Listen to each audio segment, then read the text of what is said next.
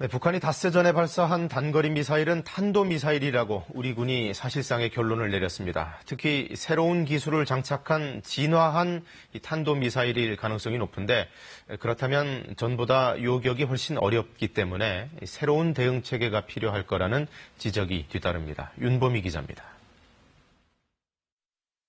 북한이 지난 9일 발사한 뒤 공개한 단거리 미사일의 사진. 확대한 사진에서 일련 번호로 추정되는 숫자와 함께 지읒이라는 글자가 보입니다.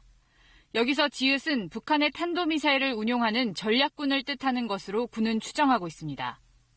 실제 북한이 선보인 탄도미사일에서 여러 차례 보인 글자입니다. 전략군 부대들이 어쨌든 열병광장을 지나가고 있습니다. 군은 여전히 분석 중이라는 입장을 밝히고 있지만 탄도미사일로 사실상 결론을 내린 것으로 파악됐습니다. 특히 북한의 신형 단거리 탄도미사일을 발전시켰을 가능성이 높은 것으로 보고 있습니다. 지난해 북한이 열병식에서 공개한 KN-52의 개량형일 가능성이 제기되는데 KN-52처럼 고도가 40에서 50km로 낮으면서도 사거리는 기존 200km대에서 400km대로 늘어난 게 특징입니다. 남한이 사정권이지만 요격이 쉽지 않다는 얘기입니다. 특히 군은 이번 미사일의 궤적이 포물선을 그리며 떨어지는 기존의 탄도미사일과 달랐다는 점에 주목하고 있습니다.